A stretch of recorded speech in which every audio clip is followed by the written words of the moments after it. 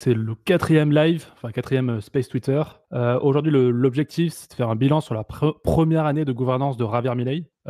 Donc, on va essayer, enfin, on va être objectif. Évidemment, on aura quand même une vision libérale, libertarienne même.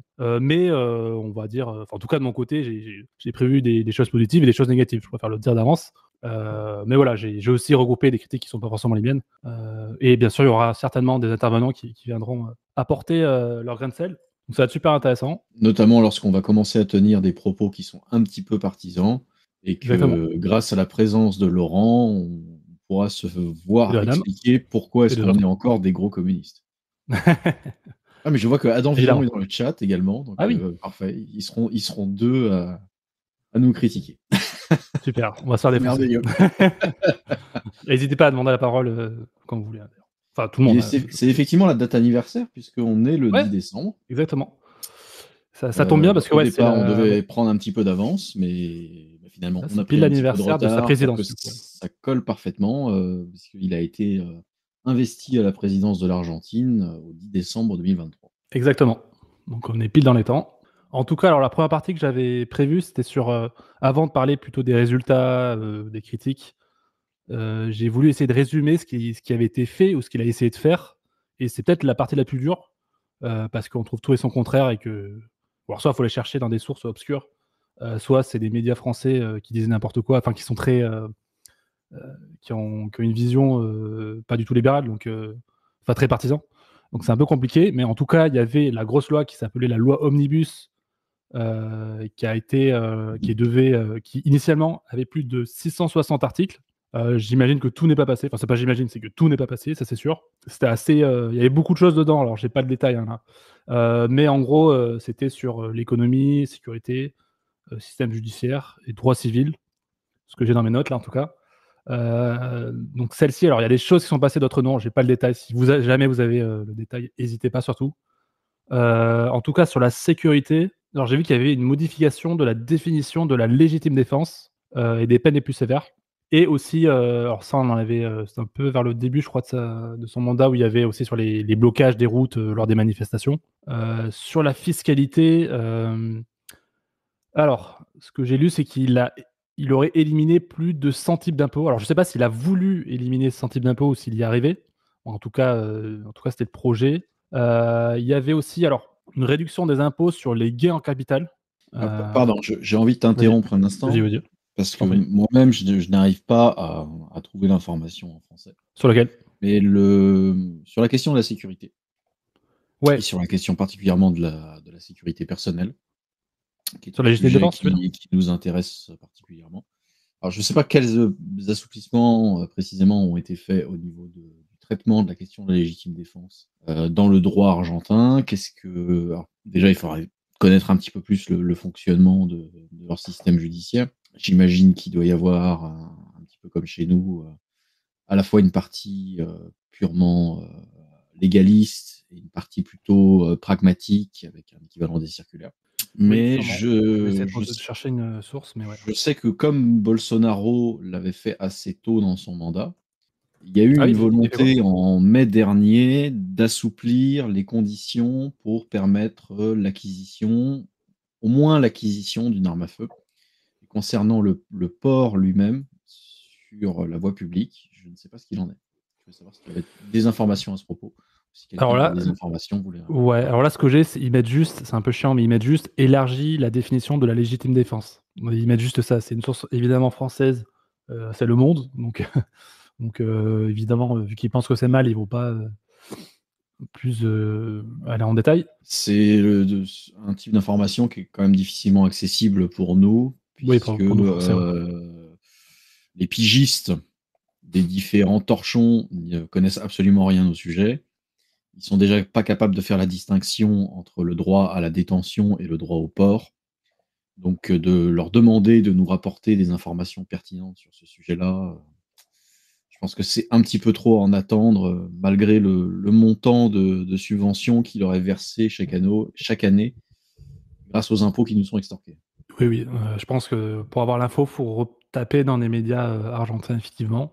En tout cas, j'ai vu ce truc-là passer plusieurs fois. Voilà. Je crois On que peut ça a dire toujours là-dessus. été un argument hein, de la libertad avanza. De que faire la, la- cette que la loi-là. Enfin, question en ouais. fait, de la défense personnelle en fait devait être remise sur la table du débat public. Oui, sûrement. Bah, si jamais d'ici là, quelqu'un ou si nous on trouve l'info, on la passera, ou au rediff, je pourrais copier-coller une source qui a plus d'infos, enfin qui est plus précise là-dessus. Sinon, alors sur la fiscalité, alors j'ai parlé de l'élimination de 100 types d'impôts, réduction de capital, ça on en a parlé. Ah oui, il a éliminé. Alors, j'ai eu deux sources qui disaient pas exactement la même chose. Je pense qu'il y en a une qui était moins précise que l'autre, mais sur l'impôt PAIS, je sais pas comment, PAIS, j'imagine que c'est un jeu de mots comme ça. Sur l'impôt PAIS, qui était un impôt sur les importations. Alors moi, j'ai vu quelque part qu'en fait, il a éliminé le paiement à compte. C'est-à-dire qu'en fait, je sais pas s'il a éliminé l'impôt ou juste le fait de devoir la payer en avance. Moi, j'ai vu quelque part qu'il a juste enlevé le fait de payer en avance, ce qui fait qu'il n'a pas enlevé l'impôt. Et j'ai vu justement une des critiques, on y reviendra par la suite, justement, c'est Anserman Hop, voilà, mais qui justement lui reprochait alors, soit d'augmenter, soit de ne pas avoir touché au niveau des importations, au niveau des taxes sur les importations. Ce que, pour ma part, je n'avais pas compris. J'avais compris l'inverse, à savoir qu'il y avait eu une élimination d'un certain nombre de barrières douanières, Ouais, notamment en fait j'avais pour faire plutôt vu ça venir aussi en fait. des biens de grande consommation. Mm. Et dans biens de grande consommation, j'inclus également des produits numériques, faire venir Ouais, des smartphones, des téléviseurs. ouais, bah, c'est le compte Travers Milei en français qui avait partagé ça, effectivement. Ouais, Je ne sais plus si c'est de Nico, de Javier Milei Actu, ou si c'est de ouais. Nicolas Alfonsi que j'avais entendu. Et en gros, un téléviseur à 100 $, une fois qu'il avait passé toutes les étapes douanières argentines, et avec la TVA, il se retrouvait à 200 $ en rayon. Quand on sait que la valeur du pesos, elle est aux alentours de 0,1 centime de dollar, je crois. De mémoire, il me semble que 100 pesos, ça vaut 10 centimes à peu près. Actuellement, tu veux dire? Parce que ça a bougé, ça, non? Je sais plus. Jusqu'à récemment, en tout cas. Effectivement, c'est toujours compliqué de faire des comparaisons de taux de change avec un pays qui a entre 2 et Oui. 5% d'inflation mensuelle. En tout cas, j'ai vu qu'il y avait eu une réduction de la TVA, qui s'appelle IVA en espagnol, sur certains produits dans le secteur agricole et notamment sur la viande, passant de 27% à 10%. Une belle petite réduction, on va dire. Il n'a pas supprimé, il a baissé cette TVA-là sur certains produits. Il y a encore 10% Euh, de trop, mais c'est dans la bonne direction. et effectivement, oui. Voilà. Et sur pas assez de choses, peut-être aussi. Et aussi, alors j'avais vu, mais ça j'ai vu tout à l'heure, ça m'a fait marrer, c'est pour ça que j'ai rajouté. C'est, je pense, Ravert Millet Actu qui a dû en parler. C'est la baisse de 80% du salaire du directeur des impôts. Voilà, je l'ai glissé là parce que ça me faisait marrer. Je sais pas trop ou même, vu que c'était par rapport aux impôts, je l'ai foutu là. C'est effectivement un bon exemple parce que taxer les. Pour une fois que ça va dans l'autre sens, en fait, c'est-à-dire taxer les rentes des fonctionnaires de la fonction publique, ça fait du bien. Oui, Ça change et ça fait du bien. le jour où il y a ça en France, bon. Sinon, alors, sur les privatisations, il a privatisé des entreprises publiques. Il y avait YPF, je sais pas comment il faut dire, une entreprise de pétrole, et la compagnie aérienne nationale qui est Aerolíneas Argentinas. J'ai un accent de merde, désolé. Donc il y a ces deux-là. Il y en a d'autres, je crois. J'ai pas la liste là. J'avais surtout noté ces deux-là en tout cas. Sur l'emploi, il y a eu une réforme du travail pour modifier des conditions sur le licenciement, sur tout ce qui est sur les heures de travail et les indemnités de licenciement aussi. Alors, dans le détail, alors je regarde encore une fois ma source. Évidemment, c'est Huffington Post, donc j'imagine qu'ils le tournent de manière avec leur vision à eux. C'est-à-dire avec une En tout vision de gros socialope. exactement, voilà. Pardon, ça m'a échappé. Excusez-moi. Oups. Le naturel revient au galop. J'essaye de bien me tenir d'habitude, mais En tout cas, il y a eu ce lot-là. Alors, je ne sais pas ce qui est passé ou pas passé, j'ai pas le détail là. Et sur l'éducation, il y avait. Alors, pendant sa campagne, il parlait de faire des systèmes de bons éducatifs. Je sais que c'est en discussion, de ce que j'ai compris, mais que pour l'instant, c'est pas d'actualité. Mais que ça serait en discussion au Parlement, en gros, enfin à l'Assemblée, je sais plus comment ils appellent ça. pour essayer de mettre fin au système de l'éducation publique tel qu'il existe actuellement en Argentine, en essayant Ouais, d'opérer c'est ça, ouais. une mutation telle que l'a fait la Suède. Ouais, c'est un peu. C'est à quelle époque Ouais. En que général, c'est la Suède ouais, qui ressort comme exemple. Ouais. je ne sais plus à quelle époque la Suède a entamé sa grande période de libéralisation et on s'est notamment attaqué au sujet de l'école. Ouais, ouais. Je pense que c'est toujours l'actualité, hein, les bons éducatifs. Ah bah, c'est un système qui fonctionne a priori plutôt bien. Oui, Enfin, aussi bien que ça puisse se faire en social-démocratie, bien sûr, puisque c'est toujours avec de l'argent ça public, reste, évidemment. oui, oui, ouais, ouais. Disons que c'est un peu Mais plus fonctionnel que ce qu'on a, mais ça vaut pas, d'autres systèmes. Voilà. ça vaut pas un système libre qui fonctionne par Oui. le marché. Bah, écoute, alors je sais pas si tu as d'autres trucs à rajouter sur les mesures qui ont été faites, les lois? Non, sur le processus, en fait, purement politique, des luttes, des instruments de pouvoir entre eux, j'ai pas trop suivi. Oui. J'ai cru comprendre que une particularité de l'Argentine, c'est la possibilité pour le président de gouverner par décret. Mmh. C'est-à-dire qu'il peut prendre des décrets qui sont en application immédiate, puis il les intègre à un projet de loi et les décrets ne se poursuivent que si le projet de loi est adopté. OK, C'est ouais. Du très coup, c'est ce qui a certainement été ce qui fait, a permis une certaine efficacité par bah, la loi ailleurs, Omnibus, je crois que c'est ça, je pense, puisque non? la loi Omnibus, Oui. avant même qu'elle soit présentée au parlement argentin, en fait, les décrets ont commencé à entrer immédiatement en application, Ouais. avant même de commencer à être débattus dans les chambres. OK, mais tout n'était pas passé, si? Que certaines choses? Alors au fur et à mesure, effectivement, les parlementaires, ont réussi à évacuer un certain nombre de choses de cette loi. Donc il y a tout un processus de négociation qui s'est engagé. Il y a des OK. décrets qui ont été révoqués, donc il y a des positions qui avaient été prises sur lesquelles ils ont dû revenir, mais qui néanmoins ont eu le temps, ont eu les quelques mois de produire quelques effets. OK, OK. Il y a un phénomène également de renouvellement de décrets, c'est-à-dire que quand un texte ne passe pas devant les parlementaires, il est, toute une partie du texte peut être déboutée, le président va reprendre des décrets pour remettre ça en application et ils vont en fait re-rentrer dans la boucle parlementaire. Ce qui donne finalement beaucoup de pouvoir au président argentin. Pour Ouais. le meilleur, Oui, comme pour le pire, ouais. pour le moindre mal, Pour le moindre mal, comme mais surtout pour le pire, lorsqu'il s'agit des péronistes ou des kirchneristes. effectivement. Bah, du coup, on peut passer à la suite sur les résultats. On peut, même si on peut dire un mot rapide Vas-y. sur la décomposition en fait de l'Argentine au cours du XXe siècle, qui était quand même entre la fin du XIXe et la première moitié du XXe siècle une des économies les plus prospères du monde, en rivalité constante avec les États-Unis. Et ils ont découvert le socialisme dans les années 40, et depuis ça a été une longue débandade. Je crois qu'ils ont été déclassés de la place d'une des premières économies mondiales de l'époque à la 70e place en l'espace de 50 ans. Ce Ah, qui est c'est énorme. absolument catastrophique, en fait. C'est un effondrement. Mais d'ailleurs, je crois qu'on disait que c'était la Suisse d'Amérique, latine, quoi. Ouais, il y avait un petit peu de ça. Ouais. Il y avait eu une très, très, très légère reprise au début des années 90. OK. Ça a pas duré. Hein, ça a dû commencer en 90. Ils ont fait du vrai Et- communisme ou c'est Mais il me semble que c'était au moment d'une dictature, justement.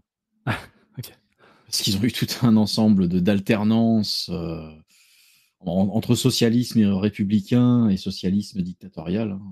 Il y avait Ouais, eu c'est clair. une très légère reprise et au début des années 2000, en fait, ils ont repris une crise dans la gueule de plus belle. Et puis là, il y a eu Oui. un effondrement, en fait, Bah, oui, j'imagine qu'en 2008, ils ont pris cher aussi à chaque fois. cyclique, mais avec des cycles constants de Ouais. l'économie, avec Oui, il y a quelques augmentations et ça de se la repasse valeur de la après. monnaie, un effondrement de la production et une manie, en fait, de toujours vouloir coller des rustines socialistes pour Ils ne tiennent essayer pas, ouais. de rattraper le coup et en fait de différer le problème à plus tard. Puisque c'est Ouais. toujours comme ça que ça fonctionne avec le socialisme. On constate qu'il y a un problème, on va faire semblant de le régler ou en régler la moitié pour pouvoir payer en fait 2 fois plus cher la décennie Ouais. suivante. Quelques années, enfin, ou quelques temps après, ouais. Et la décennie suivante, c'est quand ça se passe comme prévu, parce que sinon on le paye dès l'année suivante. Tu as un truc à rajouter là-dessus ou tu voulais qu'on passe, Là, tu voulais passer directement aux résultats qu'il a obtenus ou tu avais encore Ouais, des c'est ça, choses à ouais, dire moi sur la là-dessus, moi j'avais politique fini. menée? Si toi tu as d'autres trucs à rajouter, let's go. Sinon, on peut passer, tout ce Alors, qui est inflation, qu'est-ce c'est qu'il le gros truc là. ouais, le sujet de l'inflation, c'est le sujet le plus important, hein. Ouais, c'est celui qui revient le plus, bah, autant chez les anti que chez les pro Milei. Qui revient surtout chez les Antilles, parce que je continue de voir passer ce Encore? fameux mème Ah oui, oui. avec la tête de Milei. En en-tête, il y a un message de type Hi there, et puis après, entre Astérix, il y a Icomi, ouais, Crash the Economy.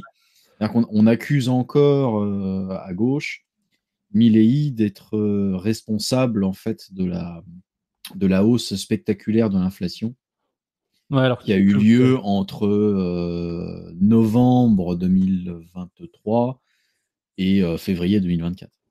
Ouais. Ce qui est absolument pathétique comme attaque, puisque c'était absolument l'héritage de la gouvernance précédente. D'avant, ouais. Ouais, de toute façon, ça se voit dans les sources que je partagerai. Mais oui, tu vois assez bien sur les différentes courbes. En tout cas, voilà, le dernier chiffre que j'ai, qui n'est pas une prévision, parce qu'il y a aussi des prévisions, c'était 2,7% en septembre, d'inflation sur le mois de septembre. Alors c'est au plus bas depuis 2021. Enfin, l'inflation mensuelle est au plus bas depuis 2021. En tout cas, sur l'alimentaire, parce qu'il y a aussi ça, il y a l'inflation sur les choses précises. Mais sur l'alimentaire, il y a une première déflation. La première semaine de décembre, il y a une déflation sur l'alimentation. Sur les prix à la production, c'est passé de 12% par mois en novembre du coup 2023 à 2% en septembre. Ensuite, j'avais aussi sur les prix de gros qui ont chuté, qui ont chuté assez rapidement. Ouah, putain, c'est énorme. C'était 54% en décembre 2023. Après, ça avait 10%, 5% en mars. Et à partir d'avril, c'est au-dessous des 3%. Et là, c'est 1,2% en octobre. 1,2% en octobre de cette année? Ouais, alors ça c'est l'inflation sur les prix de gros. Ah, d'accord. Ouais, Oui, c'est non. une inflation sur un secteur spécifique. Ouais, exactement. C'est Oui, là. parce que moi, j'ai ma courbe sous les yeux et je voyais encore 2,7. Ouais, 2,7, c'est septembre. Ça, c'est l'inflation C'est l'inflation globale. globale, ouais, c'est ça. Je n'avais pas le terme, mais ouais, ça, c'est global.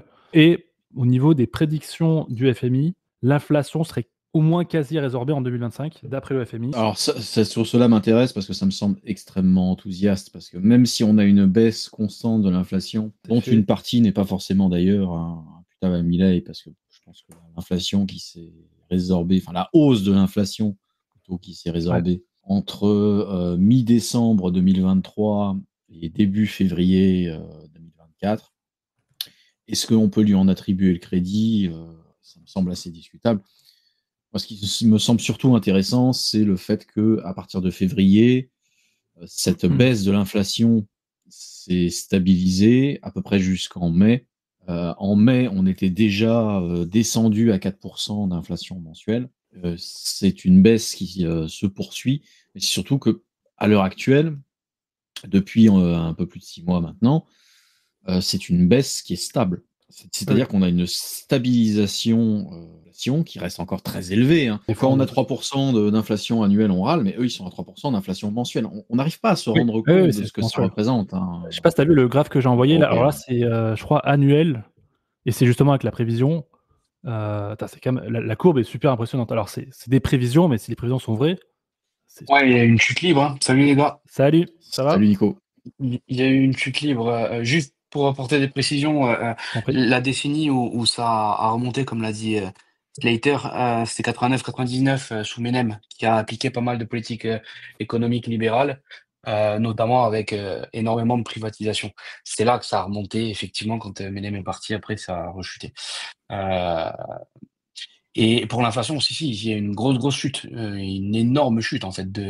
Le taux mensuel était à 25% en décembre, donc il y a un an, et il est descendu en chute libre, colossale. Je peux poster un graphique si vous voulez dans le Vas-y, fil. je mettrai en. Pour atteindre les 2,7% le mois dernier. Hein. Il y a que cet été où il est remonté un poil de 0,2% ou un truc comme ça, le taux d'inflation mensuel. Mais sinon, ça a été que de la chute libre, une grosse chute libre. Et sur certaines catégories de produits, notamment l'alimentaire, on a même eu, c'est tombé à zéro en début d'été, et il y a même eu une déflation pendant plusieurs semaines. Exactement, ouais, exactement. Déflation alimentaire. Et c'est bien dû aux politiques économiques de Milei, hein, qui a énormément dérégulé, ce qui a permis une plus grosse fluidité des flux économiques, notamment import-export, ce qui explique aussi le revirement de la balance commerciale. L'an dernier, la précédente mandature, la balance commerciale était excessivement déficitaire. Je crois que c'était quelque chose que je dis de tête, je crois que c'était 6 ou 7 milliards négatifs, moins 7 milliards, et la balance commerciale cumule les 16 milliards le mois dernier. Il n'y a pas eu un seul mois en négatif. J'allais dire plus 15, donc effectivement, on a des sources. Et j'ai les chiffres pour les exportations plus tard, mais ouais. On a une amélioration effectivement qui est drastique de la balance commerciale grâce à la rupture en fait de. Et je crois que vous me posiez la question pour le FMI. Le FMI, oui, il prévoit bien 5%. Ça aussi, je peux balancer le lien, je l'ai. D'ailleurs, je dois l'avoir publié même sur mon propre fil. Oui, le FMI a revu 4 fois à la hausse les prévisions économiques cette année. Là, on parlait de la prévision sur l'inflation du FMI. La prévision d'inflation, pardon. On n'est pas encore rendu à la croissance, mais effectivement, on va en parler. Et encore, le FMI n'est pas il fait plutôt partie des pessimistes finalement. Ouais, on verra, mais c'est mal plus selon les rapporteurs. Ils sont assez conservateurs, c'est logique. Ouais. Ils annoncent des chiffres qui sont assez conservateurs, ce qui est logique. Tu peux pas annoncer des gros chiffres sous peine de tout intérêt aussi. Voilà, c'est ça. Ils y vont de manière prudente et ils ont raison. C'est pour ça qu'ils mettent que du 5%. Personnellement, je m'attends à du 8 à 10%, moi. Il y a des banques privées d'investissement, qui ont fait des prévisions, des forecasts, la entre BBVA, 6 et 8%. Il y en a plusieurs, hein, Morgan Stanley, il y en a eu pas mal. C'est des forecasts qui sont entre 6 et 8%. Et eux aussi, ils sont conservateurs dans les estimations. Parce qu'ils veulent pas non plus. Ils font attention sur les chiffres, sur ce genre de chiffres. Et perso, moi, j'ai acheté des actions boursières, pas énormément, mais pas énormément de valeur, mais j'en ai quelques-unes. La bourse se porte très très bien. J'arrive pas à en trouver. Là, j'en ai qu'une seule. J'ai la BBVA et c'est tout ce que j'ai sur mon broker. J'ai même pas d'ETF Argentine. Je voulais prendre un ETF Argentine, j'en ai pas trouvé. ETF Argentine, je n'en ai pas trouvé non plus. C'est relou, ça aurait été assez pratique. Il faut le créer. Oui, il faudrait, mais en vrai, avec la tendance. Il faut assembler de quoi composer un fonds, parce que là, il y a peut-être des bifetons à se faire. Faut regarder, je sais plus comment il s'appelle, l'équivalent du CAC 40. Je l'ai pas en tête, bref. Merde, putain, non, j'ai oublié le nom. Je l'ai aussi. Merval. Le Merval, exactement. Voilà. Merval, j'imagine qu'on dit, mais bref. Merval. Voilà, désolé de m'incruster. Non, mais c'est super intéressant. Justement, c'est bien d'apporter des précisions, parce qu'il y a des fois, c'est assez chaud d'avoir certaines infos. Donc, quand quelqu'un les a, c'est cool de les partager. Mais ouais, effectivement, là, on était sur l'inflation.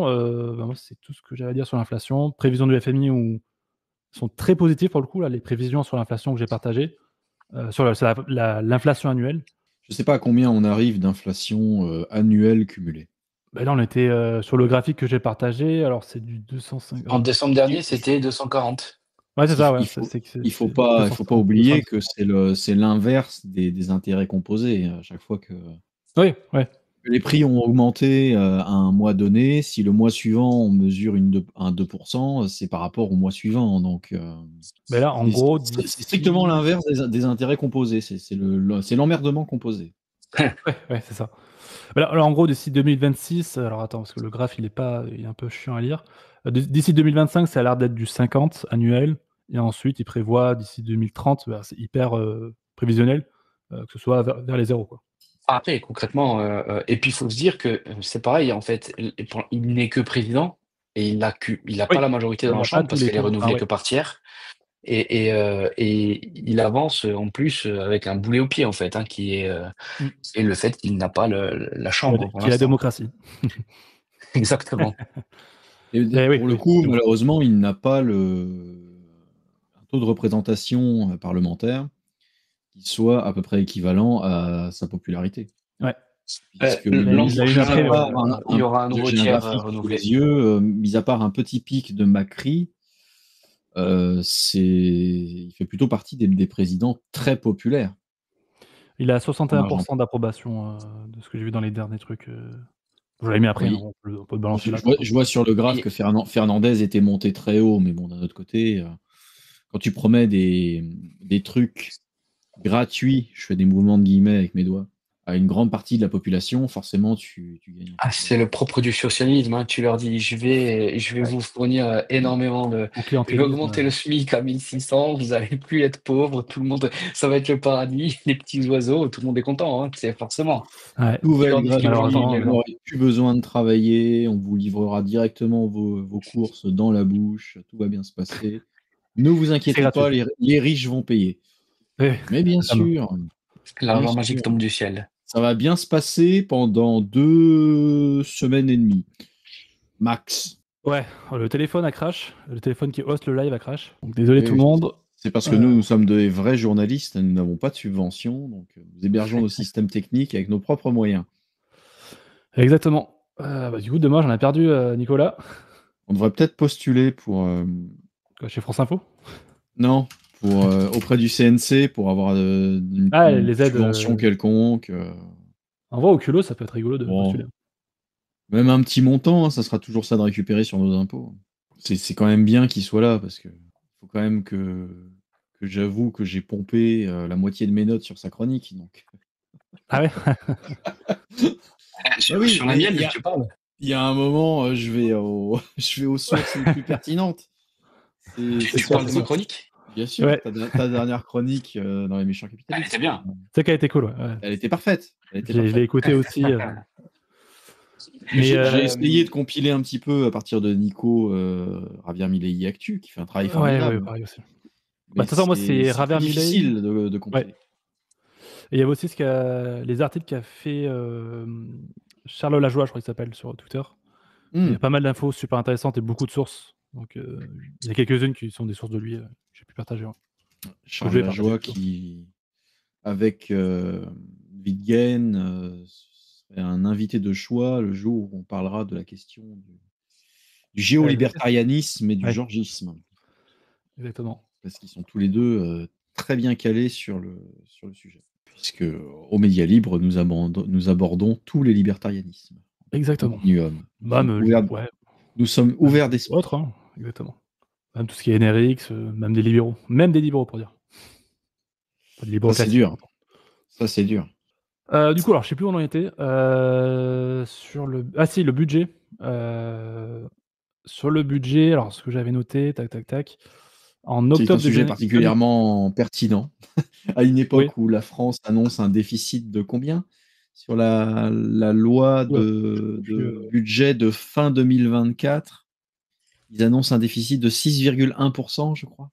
Ah ouais. Bravo à nos fonctionnaires de l'année, hein, nos Mozart de la finance. Mozart de la finance. Ils ont vraiment fait très fort, je trouve. J'applaudis des deux mains. En tout cas, en Argentine, c'est en octobre 2024, 10e excédent budgétaire consécutif. Alors, mensuel. Le montant exact. Mensuel, ouais. Mais ça reste quand même très positif d'être à 10 mois consécutifs d'excédent budgétaire. Hein, tu es presque à 1 an d'excédent budgétaire. Oui. Alors, sur les dépenses, qu'est-ce que j'avais marqué ? Ils sont passés de... Alors, je retrouve mon chiffre. Ils sont passés d'un déficit de 5,2% du PIB à un excédent budgétaire de 0,4% du PIB. Ils ont radicalement renversé la balance. Oui. Je n'ai pas la précision si c'est un excédent mensuel moyen de 0,4% ou si c'est un excédent budgétaire extrapolé sur l'année. Parce qu'en fonction de comment on calcule la moyenne, il peut y avoir des règles différentes. Il peut y avoir de très légères variations. Je peux essayer de retrouver la source si tu veux. Vas-y. En tout cas, les dépenses ont diminué. Alors là, j'ai un chiffre de 29% par rapport à l'année précédente, ou de 27% si on exclut les paiements d'intérêt. Ça, c'est les charges à payer qui ont diminué de 29%. Je regarde ma source, il y a d'autres infos dessus. Ah, le professionnalisme du Média Libre, les sources sont toujours prêtes. Alors, je vais récupérer à quelqu'un, je ne sais pas qui. Je pense que c'est Charles Lajoie. Je crois que c'est Charles Lajoie. J'assume. Oui, en plus, Charles Lajoie, il écrit la moitié du temps en anglais, donc. Oui. En anglais, sinon t'es pas aidé. En anglais, ça va, l'espagnol, je sais pas bon. Sur les salaires, alors, il y a plusieurs trucs sur les salaires. Alors, les salaires formels ont augmenté de 5%, et les salaires informels de 10% depuis l'arrivée au pouvoir de Milei. Et aussi, dans le secteur privé, c'est alors une augmentation de 116%. Après là, je pense qu'il n'y a pas... Ah oui, là, c'est ça. Tandis que l'inflation gagnait, entre guillemets, que 94%. Donc, faut enlever l'inflation de ces 116%, évidemment. Mais du coup, ça fait une hausse de 11% depuis janvier des salaires réels dans le secteur privé. Et alors, je sais pas si sur les salaires, tu as d'autres... vous avez d'ailleurs d'autres infos, d'autres chiffres. Allez-y. Non, j'ai pas d'autres chiffres à amener, mais effectivement, c'est ça qui est encourageant, c'est que en moyenne, les salaires montent en moyenne plus vite que l'inflation. Alors, je ne sais pas combien de temps a duré la tendance inverse. Certainement trop longtemps. Mais c'est un signe très encourageant. Parce que ça veut dire que simplement les gens vont gagner en pouvoir d'achat. Donc, ils ont une capacité de consommation ou d'épargne qui est supérieure. Donc, tout ça, c'est bon pour l'économie.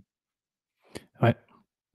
C'est la preuve d'un nouveau dynamisme dans l'économie argentine. Alors que c'est plutôt court moyen terme en plus. Mais oui. Sur la pauvreté, la fameuse El Famoso pauvreté. Que les gauchistes quand même adorent balancer en ce moment. Le argument qui nous ressortent très souvent. Alors, en janvier, elle était de 57% et en mai, elle a rediminué à 49%. Alors là-dessus, j'avais vu un truc comme quoi elle avait augmenté. Alors, elle a augmenté, ça c'est sûr. Et encore, l'augmentation, tu vois qu'elle démarre quand même avant Milei, mais elle a augmenté pendant au moins le premier mois de précédence, même après, un peu. Jusqu'à de toute façon, là, c'est 57% en janvier. Donc elle a augmenté et après, elle rediminue. Et moi, ce que j'avais lu, c'est qu'elle avait... Je ne sais pas si c'était une prévision à ce moment-là, parce que j'ai aussi des prévisions après, mais qu'elle avait diminué pour atteindre le niveau qu'elle avait avant, en gros. Quelque chose comme ça. En tout cas, je vais partager... La pauvreté était sur une hausse en fait tendancielle depuis fin 2022. Exactement, ouais. Ça s'est poursuivi tout au long de 2023 et par inertie, ça a continué un petit peu, à la fois par inertie, mais également par des grosses coupes qui ont été effectuées par la gouvernance de Milei. Ça s'est poursuivi en gros jusqu'à la fin du premier trimestre 2024. Et depuis, le taux de pauvreté et également le taux d'indigence sont en baisse. Ouais. Avec une baisse de 20% du taux de pauvreté, d'après les chiffres de l'ODSA-UCA, et une diminution de 50% du taux d'indigence. Ouais. De mémoire, le taux d'indigence, c'est les gens qui vivent avec moins de $1 par mois. Ouais, le taux d'indigence avait un peu augmenté même en février, c'est ça, et après, il a diminué. Et là, il est à peu près stable, augmente un peu. Parce que là j'ai les chiffres, attends, je vais partager. J'ai plusieurs graphes, en fait, combinés, entre guillemets. Mais en gros, tu as un total des pauvresses. En gros, le total des personnes pauvres, c'est comme ça qu'ils disent, qui suit une tendance où ça baisse, qui est de 52 en janvier, oui, et qui arrive à 49%, mais ça, c'est jusqu'en mai. Les projections l'établissent à 44,6% en octobre 2024. En fait, le taux d'indigence en projection sur octobre 2024, il est passé de 20,3 à 11,6. C'est-à-dire une diminution de presque 50%. Globalement, en tout cas, si on regarde les simulations ou même sur les chiffres, il y a quand même plutôt une tendance, même si elle reste quand même élevée, il faut dire ce qu'il y a. Hein. On parle quand même de l'Argentine, c'est quand même pas mal de pauvreté, qui avait déjà commencé, qui était déjà présente avant son arrivée au poste. Ça baisse un petit peu, mais elle est toujours là. Faut dire ce qu'il y a, quoi. Faut être honnête. Je sais pas si tu avais d'autres trucs là-dessus, sur la pauvreté, mais en tout cas, on partagera les chiffres. Non, c'est à peu près tout. On a évoqué la question du logement à Buenos Aires, le fait que les dérégulations avaient permis... Non, c'est vrai, on a parlé des dérégulations tout à l'heure, mais si tu as les chiffres, vas-y. Ouais, je suis chaud. Alors, si je ne veux pas dire alors j'avais mis ces chiffres-là, et finalement, j'ai oublié de les mettre. Tu fais bien d'y penser. La fin, en fait, de la régulation des loyers et des contraintes sur des obligations qui pesaient sur les bailleurs a en fait augmenté l'offre de biens disponibles à la location, sachant qu'à ce moment-là, il y avait un bien immobilier disponible sur 7 à Buenos Aires qui n'était pas proposé à la location. Non, c'est même pas un bien disponible sur 7, c'est un bien existant sur 7 qui aurait pu être loué et qui n'était pas. Donc les dérégulations qui se sont produites ont permis une augmentation de l'offre de biens disponibles de 50%. 50% d'augmentation du nombre de logements alloués sur Buenos Aires. Et bien évidemment, par phénomène de concurrence, ça a affecté les prix et ça a induit une baisse de 20% du prix une fois correction effectuée de l'inflation. Même pas en nombre absolu, mais bien après correction. Ouais, du coup, ouais. Merci pour ces chiffres.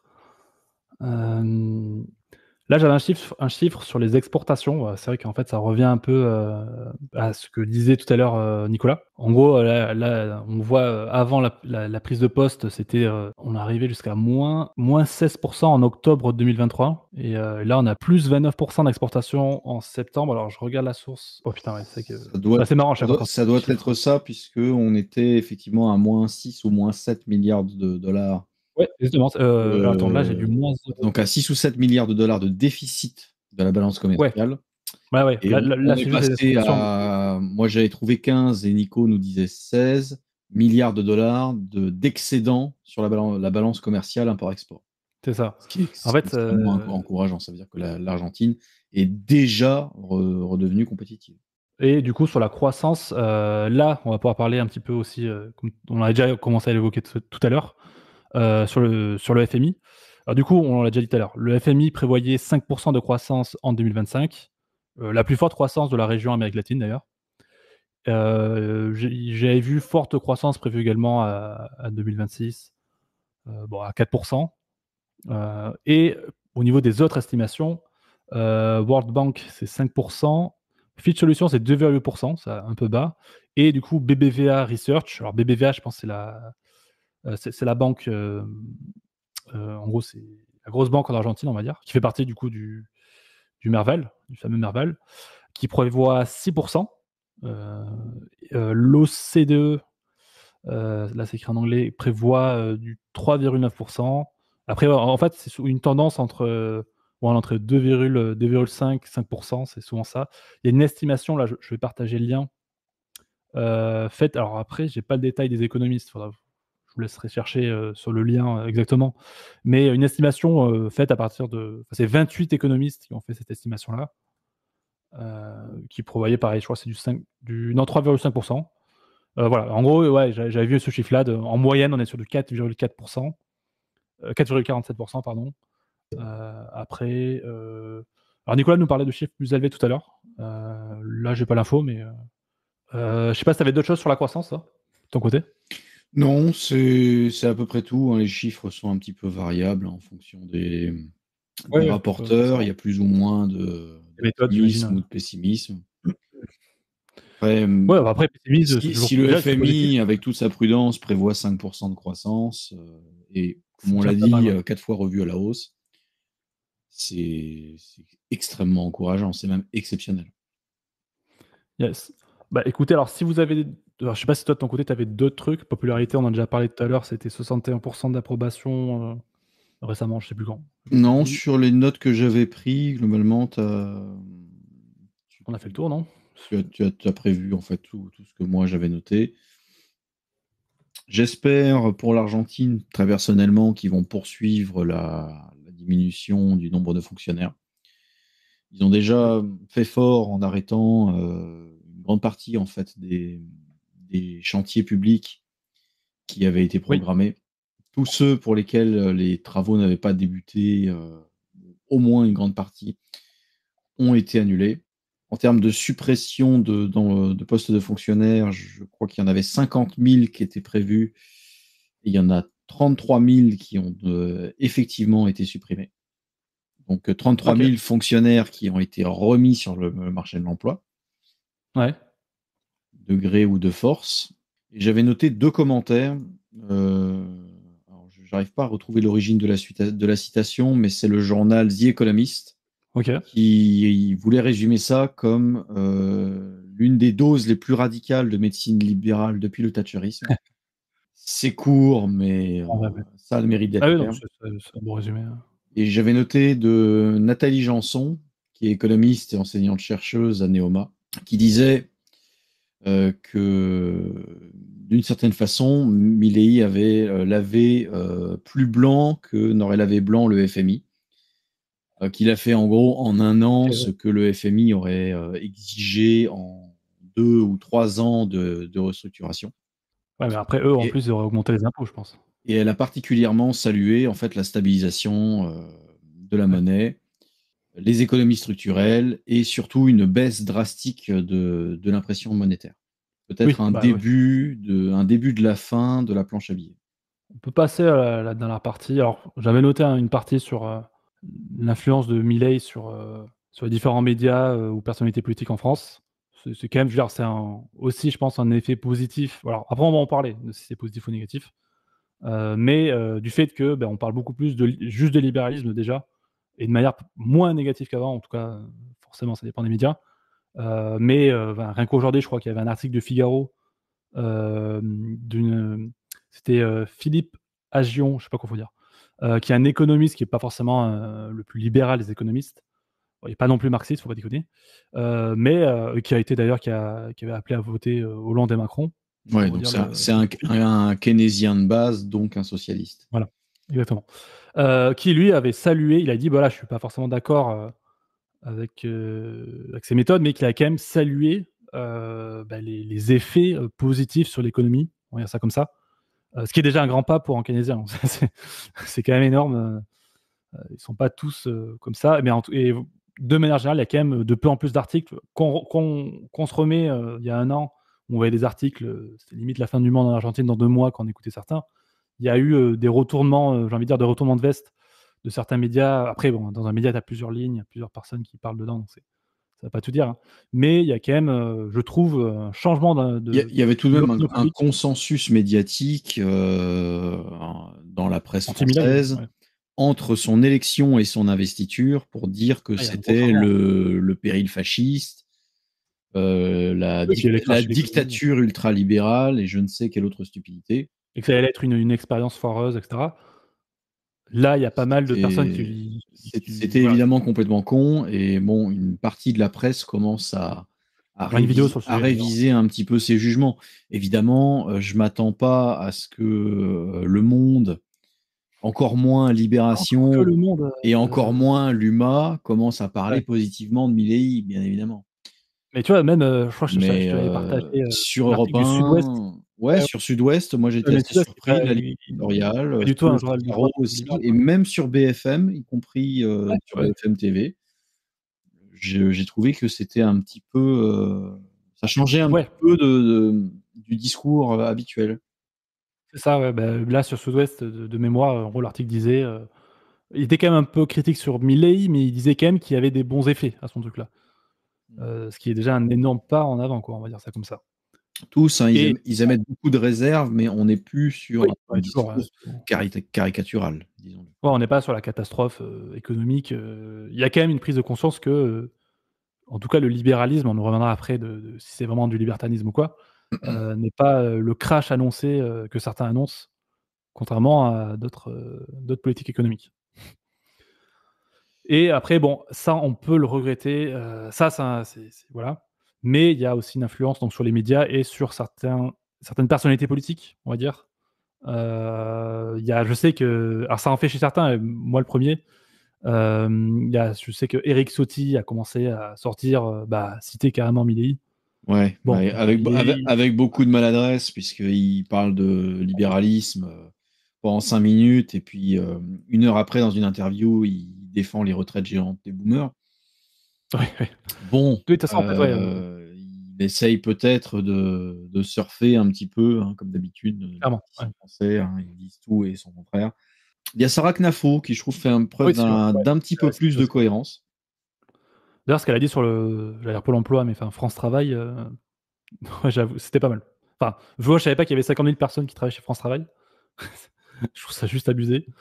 Après, en fait, c'est toujours pareil avec surtout les personnalités comme ça, un peu conservatrices. Sur la culture, ils seront pas du tout libéraux. Ils sont un peu libéraux quand ça les arrange, même s'il y a un peu de mieux en tout cas dans les discours. Quand ça les arrange, ils sont libéraux. Sinon, ils sont socialistes quand ça les arrange, hein, clairement. De manière générale, après, ça reste un peu. quand même très des. Alors, c'est peut-être un héritage du gaullisme aussi, hein, mais Aussi, ça ouais, reste clairement. des très gros socialistes de droite avec la question de la puissance de la France, l'État Même sur le protectionnisme. stratège, l'État doit Oui, diriger, il faut faire du protectionnisme, il faut protéger nos entreprises, et vous devez quoique sur le avoir confiance protectionnisme, dans ouais. l'État, et l'État sait mieux que les entreprises. Mais Bon, sur le protectionnisme, on les côté entend beaucoup trop, ces gens-là. Knafo, ça va. Ça, des derniers trucs que j'avais entendus, alors je sais pas si c'était elle ou aussi c'était, en tout cas chez Reconquête, ils ont un peu calmé, je sais pas, mais en tout cas, ils disaient que le libre-échange, ils avaient l'air plutôt en faveur du libre-échange. Est-ce que c'est une posture? Ça, c'est encore un autre débat. Mais par rapport à Eric Ciotti, qui lui a toujours ce côté, parce que les LR en plus ils sont fiers d'avoir fait l'exit tax. C'était Nicolas Sarkozy, ils nous l'ont refoutu, ils ont essayé du coup de nous refoutre l'exit tax lors des amendements sur le budget, sur la loi du budget. Marine Le Pen, j'en parle pas. Déjà, Marine Le Pen, elle parlait, je rappelle, tout ce qui est crypto, bourse, etc. Elle parle d'économie de casino, bon, donc déjà, bon, ça m'insupporte, quoi. Il y a beaucoup de boulot. Le fameux casino trop risqué, et en même temps, les actionnaires se gavent. Ouais, c'est toujours pareil. Ou c'est pas l'économie réelle, voilà. C'est pas réel. Qui est un discours qu'on entend, en fait, de LFI jusqu'au Rassemblement Marine Le national, Pen, en ouais. fait. Ouais, clairement. Mais je ne sais pas si c'est une posture ou une tendance chez Reconquête et chez des fractions minoritaires d'autres partis politiques de droite. Mais quand bien même c'est une tendance, c'est aujourd'hui une tendance qui est. Et on ne parle encore que de libéralisme. Parce que Tu veux si dire, on commence à poser des questions sur le économiques libertarianisme, oui. et surtout sociétales d'un Ah oui, point oui, de bon, vue là, libertarien, oui, là, on parle effectivement, que sur l'économie, on va effectivement. se confronter à un mur. Donc, Il y a que peut-être sur la légitime défense. Je sais que chez Reconquête, il me semble qu'ils avaient plus ou moins abordé le sujet. Je sais pas jusqu'où. Mais en tout cas, c'était un des seuls partis à l'aborder là-dessus, à ma connaissance. Après, ouais, sur le reste, tu vois, même sur la culture, ils veulent supprimer le ministère de la culture, mais en fait, ils veulent en créer un autre qui est la même chose, mais version conservateur. Donc, oui, c'est ça. Ils veulent remplacer le ministère de la Culture par un ministère du patrimoine. oui, bah, en fait, oui, C'est pas pertinent. exactement. C'est un ministère de la culture de droite. Ouais, ok, d'accord, mais ça reste un ministère de la culture, quoi. C'est sur la question de la légitime défense. Reconquête est le seul parti qui avait convié à une intervention, à une de leurs conférences, des représentants de l'ARPAC, Ah ouais, ok. Je l'association savais pas. pour le rétablissement du port d'armes citoyen, et Ouais, qui finalement ont décommandé cette ok. intervention parce qu'ils avaient peur pour l'image du parti. Mais ça, je comprends pas. Parce que Le pour parti a eux, déjà une image de merde. non mais pour eux, la question du port d'armes est encore trop radicale. En fait, je comprends pas comment un parti qui est déjà radical sur l'immigration par rapport à la France, en tout cas il y a quelques années, a peur d'être radical sur un sujet. Bah, tu sais, on parle pas. Enfin, je sais pas. De toute façon, Mais bon, ouais. le seul mouvement politique qui évoque la question, c'est le Parti libertarien, puisque même Évidemment. le Parti libéral français, le PLF, Ouais, là-dessus, je crois qu'ils se c'est positionnent pas. inutile d'essayer d'aborder la question avec eux. Ils sont carrément opposés. J'avais lu. Complètement fermés. Ils ne veulent pas en entendre Ouais. parler. À voir côté nouvelle énergie, mais j'y crois pas trop là-dessus. Oh, Je pense que nouvelle énergie.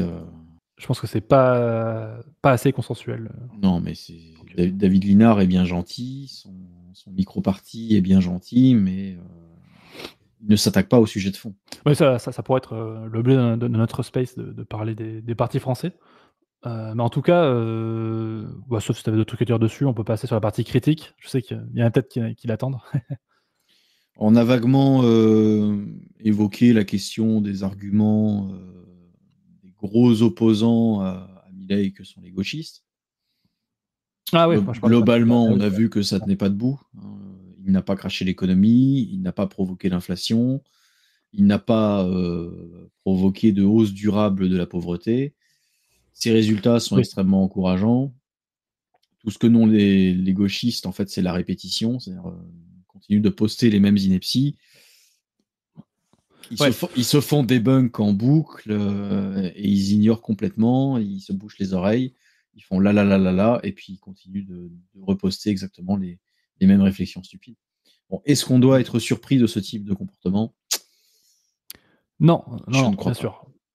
Par contre, moi, je parlais plutôt des critiques, notamment de Hans Hermann Hoppe, qui ont été adressées. Alors, je sais que ça sera déjà sans doute beaucoup plus pertinent. Plus pertinent, exactement. Je partage l'article, en tout cas celui que j'ai sous la main là. Mais en gros, je résume grosso modo. Alors, une chose que dit Hoppe, c'est que certaines taxes ont été réduites, mais d'autres ont augmenté. Et là, j'avoue, j'ai pas le détail. Je sais pas si dans l'article, je sais pas s'il donne le détail ailleurs, parce que là, en plus, l'article, c'est pas son article directement, c'est un résumé. Je sais pas quel média, enfin, en tout cas, c'est écrit en espagnol.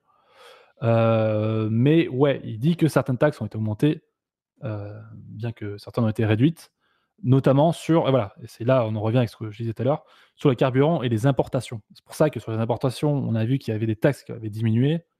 Là, Hop nous dit qu'il y en a qui auraient augmenté. Je serais curieux d'avoir le détail, j'avoue. Alors après, peut-être qu'il a dit ça à un moment où c'était peut-être vrai. Je sais pas de quand ça date exactement cet article, c'est un peu le problème. Mais en tout cas, voilà, c'était une de ses premières critiques. Une autre critique qui est quand même assez intéressante, je trouve, et que je partage un peu, c'est au niveau de son alignement. Alors, lui disait trop aligné avec les USA et leur impérialisme. Moi, je t'avoue, des fois, je trouve qu'il est un peu trop aligné, notamment sur Israël. Je pense qu'en tant que libertarien, je dis pas qu'il faut être pro-Palestine. À la Hamas, là, enfin, comment ça s'appelle, Rima Hassan, pardon. Oh, c'est pareil en fait. Mais c'est vrai qu'il a quand même tendance à être trop aligné sur Israël. Et je pense qu'en tant que libertarien, il faut quand même, faut être du côté des peuples si on veut, mais pas du côté des États, et surtout celui d'Israël qui est quand même très critiquable, je pense. Ensuite, ouais, voilà, la critique aussi qui était faite, c'était que il est quand même proche de Trump Trump n'est pas un libéral, il n'est pas les libertariens et voilà, il est protectionniste. Voilà, dans ce que dit Hoppe, c'est qu'il est proche d'un conservateur qui est protectionniste, qui n'est pas du tout un libéral.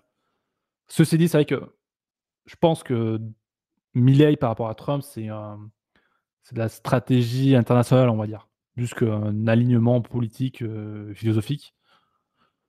Après, je sais pas, ça peut être assez intéressant d'en parler. Et par contre, une critique assez intéressante, je trouve, c'était sur Caputo, je sais pas comment dire, qui est le ministre de l'économie, qui est un ancien banquier central, de ce que nous dit Hoppe, et aussi alors ce nom, c'est Monsieur Sturzenegger, rien à voir avec Schwarzy, qui est aussi un ancien banquier central. Et ce que nous dit Hoppe, c'est que ces gens ont étudié aux États-Unis et ils sont keynésiens. Bon, déjà, ils sont banquiers centraux, donc dans tous les cas, par rapport à un libertarien, on n'est pas du tout sur la même longueur d'onde forcément. Après, il dit quand même qu'il préfère Milley aux autres, mais il y avait ces critiques-là. En tout cas, au moins, alors, au niveau des taxes, etc., faut voir dans le détail. Je sais pas ce qui est vrai par rapport aux sources que nous on a sorties, par rapport à ce que lui dit. Mais en tout cas, oui, c'est vrai qu'il y a quand même certaines critiques, notamment sur l'alignement, sur Trump aussi, je pense, et sur les ministres qui je pense, entendable. Mais quand bien même ce ne serait pas le cas et quand bien même il ne l'aurait pas dit, il pourrait également arguer simplement que les baisses d'impôts et de régulation qui ont eu lieu ne vont pas assez loin, assez vite. Oui, aussi. C'est une réflexion que j'ai la sensation de lire sur le X ANCAP américain. En fait, ce que beaucoup semblent reprocher à Milley, il aurait dû en fait fragmenter l'État, l'empêcher de fonctionner en l'espace de 3 à 6 mois. Ouais. La difficulté, c'est toujours de déterminer qu'est-ce qui est le plus viable en fait à long terme. Je ne veux même pas prendre une posture utilitariste qui est de dire qu'est-ce qui va faire le moins de casse. C'est simplement de comment s'assurer en fait que non pas le système, oui, c'est le système qu'on met en place, mais qui consiste à abolir le système précédent, va être en capacité de perdurer. Pour ne pas échanger un mal par un autre. Pour ne pas troquer une liberté immédiate contre une vulnérabilité future. Ouais, Adam, je crois que tu voulais intervenir. Bonjour, oui, bonsoir à tout le monde. Vous m'entendez correctement? Ouais, nickel. Ok, parfait. Du coup, en fait, j'ai pas grand-chose à dire parce que vous avez relevé les points qui me semblaient essentiels. Côté positif, on peut pas non plus rejeter ça. Forcément, ça peut que bien fonctionner, hein, à partir du moment où tu appliques une cure de capitalisme, forcément ça fonctionne, hein. La théorie te démontre que ça fonctionne, dans la pratique ça fonctionne et si en plus tu l'appliques à un système, qui était, bien détruit par le socialisme, forcément, ça fonctionne. C'est tout à fait logique. D'un autre côté, en fait, il n'a fait qu'anticiper, de façon radicale, hein, anticiper l'action qui aurait été demandée par le FMI. Nous, en tant que libertariens, ce qu'on demande forcément, c'est plus. C'est logique, sinon on ne serait pas libertarien, on serait juste libéraux, étatistes, et puis basta. Donc, c'est avec la casquette libertarienne et ANCAP, donc libertarien cohérent, coucou, que je m'exprime. Donc, les points macroéconomiques, etc., oui, c'est très bien, d'accord. Moi, j'aimerais bien, et ça, j'ai pas réussi à les trouver, c'est avoir les chiffres de création d'entreprises et de petits commerces. C'est vrai, ça pourrait être intéressant. Ouais. Moi, c'est ça que j'aimerais bien savoir, parce que nous, en tant que libertariens, ce qui nous intéresse, ce sont les individus, c'est pas forcément la balance commerciale. La balance commerciale, ça veut dire tout et n'importe quoi. C'est ça le problème avec les stats, hein, et surtout celle-là en plus, comme le PIB, etc. C'est qu'on peut faire dire tout et n'importe quoi à ces chiffres. Donc en soi, ça veut pas dire grand-chose, d'accord? C'est bien, mais on attend plus. Et surtout, ce qu'on attend, nous, en tant que libertariens, c'est de pas faire des conneries comme il a pu faire, alors qu'il était très simple de ne pas les produire. Donc par exemple, c'est quoi? le premier exemple qui me vient, c'est, justement sa position pro-israélienne et sa position pro-ukrainienne. Oui, j'ai pas cité cette position-là. Oui, effectivement. Pourquoi prendre cette position-là? Ton pays, il est dans la merde économiquement, et cetera. Tu essayes de le redresser et tu promets des avions de chasse à l'Ukraine. Bah non, non, il fallait pas le faire ça. Moi, c'est le truc que j'ai relevé tout de suite. Pas forcément comme Hop, le fait qu'il ait pas mis fin tout de suite à la banque centrale, et cetera. Ça, on peut y revenir, mais moi, vraiment, le principal, c'était ça. C'était quelque chose qu'il était très facile de ne pas faire, de ne pas produire. Se placer comme neutre. Voilà, l'Argentine, on a nos problèmes, on se place comme neutre. Certes, essayer de négocier, forcément avec les USA parce que, les mecs, c'est les plus gros, aux États-Unis, donc je peux comprendre d'un point de vue étatiste. Surtout qu'il veut dollariser l'économie, à la limite. Oui, ça on pourrait y revenir aussi. Il veut dollariser l'économie, mais d'un autre côté, il sauve le peso. Faut savoir. Soit tu sauves le peso, soit tu dollarises l'économie. Tu peux pas faire les 2 en même temps, c'est pas possible. Après, alors lui, je pense que ce qu'il veut, c'est une concurrence monétaire, mais oui, je vois ce que tu veux dire sur le fait d'avoir sauvé quand même le pesos plutôt que le laisser crever, quoi. Oui, contrairement à un Bukele, par exemple, lui, il veut pas du tout de libéralisation de l'économie, enfin de la monnaie. C'est vrai que de ce point de vue-là, Javier Milei, dans les dires, j'attends encore les actes, dans les dires, il souhaite une liberté monétaire. Faut voir ce que ça donnera. Pour l'instant, rien n'est fait pour ça.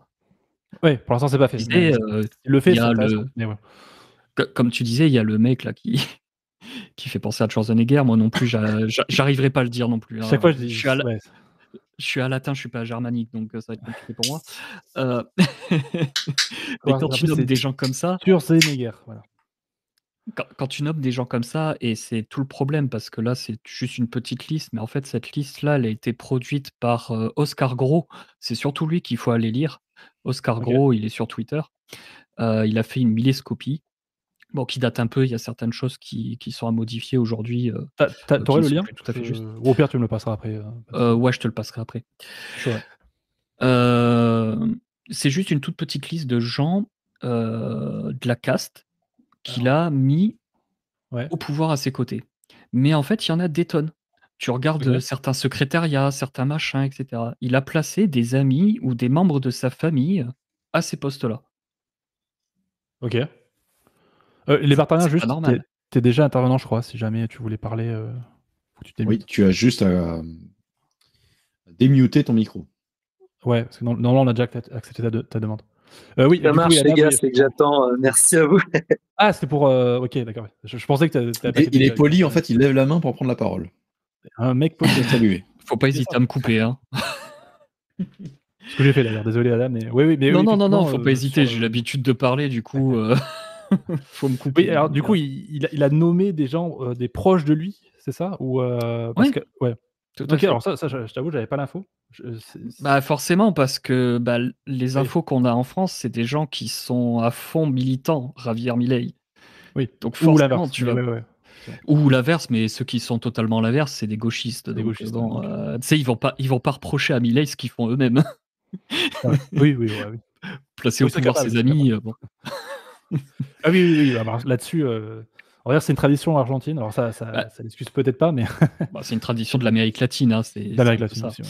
Après, sur la question du népotisme pur, je trouve que la question est assez complexe à aborder entre guillemets pour notre camp, puisque quand il s'agit du monde de l'entreprise, on est les premiers à défendre le fait que lorsque quelqu'un a la responsabilité d'une entreprise commune, il puisse placer des gens qui lui sont proches, parce qu'il estime que ce sont les plus avisés pour perpétuer en fait leur œuvre après leur départ, ou simplement pour les accompagner en fait dans leur travail.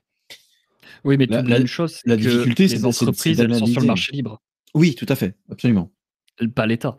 Mais ce qu'il faudrait, en fait, c'est davantage. Moi, je comprends tout à fait la critique de dire, bah oui, il a placé son frère, son cousin, son pote, des jardins d'enfants. Voilà, ça peut s'additionner. Il faudrait analyser pour chacun lesquels ont, on va dire, une compétence qui est appropriée au poste et lesquels semblent ne pas être légitimes. Non, mais ce que je veux dire, c'est que ça s'additionne avec tout le reste. C'est ça que je veux dire. Tu prendrais juste... Bon, voilà, il commence à mettre fin à la Banque centrale. Il cherche pas à sauver le peso. Il se place pas comme interventionniste à l'étranger, etc., etc. Bon, il place son beau-frère, son machin. Bon, on s'en fout un peu. Ouais, c'est son beau-frère qui l'a placé. Okay. Ouais, son beau-frère. Il y a aussi, il y a des tonnes de gens comme ça qui sont passés dans des secrétariats. Parce qu'en fait, il a supprimé les ministères, mais il les a amalgamés dans d'autres ministères. Donc, du coup, je veux bien, mais ça n'a pas vraiment de sens en fait. C'est un peu particulier. Mais je voulais revenir aussi sur un autre point rapidement. C'est sur justement. En fait, tous les comptes comme ça qui parlent de Javier Milei, ils vont te parler beaucoup d'économie. C'est ce que vous avez fait aussi au début, et c'est normal parce que nous, on aimerait bien avoir cette cure économique. Mais c'est pas le point principal du libertarianisme. Oui, c'est une conséquence du libertarianisme et de l'économie autrichienne notamment. Mais ce n'est pas le libertarianisme dans son fondement. Les fondements du libertarianisme, c'est quoi? C'est la philosophie du droit. Et vraiment, c'est très important, et c'est pour ça que j'insiste, et que souvent on se fait passer pour des putains de gourous, mais c'est super important de comprendre ça parce que ça nous permet d'avoir justement une vision peut-être un peu plus nuancée de Javier Milei. Et d'avoir justement une vision aussi un peu plus nuancée et moins caricaturale des gens qui crachent à la gueule de Hop. Il y a un truc tout bête qu'il aurait pu faire, alors pas forcément prôner la sécession directement, etc. Ça aurait été compliqué là-dessus. Personnellement, moi, en tant qu'Adam Villon, hein, je suis plutôt d'accord sur le fait que ça aurait été compliqué d'essayer de mettre ça en place directement dès le début. Par contre, il y avait d'autres choses à faire. L'Argentine, il y a des zones entières complètement inhabitées. Eh bien, soit tu proposes directement une privatisation totale de ces zones, soit tu proposes, et ça se fait déjà dans plein d'autres pays, des zones commerciales Neutre. Merde, je sais plus comment ça s'appelle, des zones commerciales indépendantes spéciales, des zones économiques spéciales. Comme Hong Kong avec la Chine. Ah oui. Tout à fait, où il y a une autre zone aussi qui se situe entre le Laos et la Birmanie. Bon, c'est tenu par un trafiquant de drogue, mais bon, nous, libertariens, Laos, normalement, on n'est pas forcément contre. Bah, ça dépend, ils respectent le NAP de manière générale ou pas? Ça dépend. Ouais, un peu problème. Ouais. Mais en tout cas, la zone existe et ça peut se faire. Comment donc, ça s'appelle? Ça a l'air stylé en plus. Je repars en Thaïlande. Alors, attends, je pourrais peut-être faire un détour. Je te retrouve le nom. En plus, tu peux y aller quand même assez facilement. Par contre, tu fais attention à ce que tu dis sur la zone, etc. Parce que bon, voilà. Ah, mais moi, je suis un touriste respectueux, je sais me tenir. C'est le triangle doré de la zone spéciale économique. Ok. Le sigle, c'est GTSEZ. Mais c'est vrai que du coup, dans ces zones, il aurait pu laisser libre, laisser par exemple des entreprises faire des villes privées. Tout à fait, ça ne coûtait rien. Et ça ne lui coûtait absolument rien. Il disait à Elon Musk, fais-toi plaisir, là tu peux te faire ta ville privée avec tes robots, let's go. Quoi. Ça aurait été stylé en plus, une petite Starbase en Argentine, là, moi j'aurais kiffé personnellement. Ouais, ça aurait été intéressant. Je te raconte pas le nombre d'entreprises qui auraient voulu s'installer pour ne pas payer d'impôts, qui auraient ouvert en fait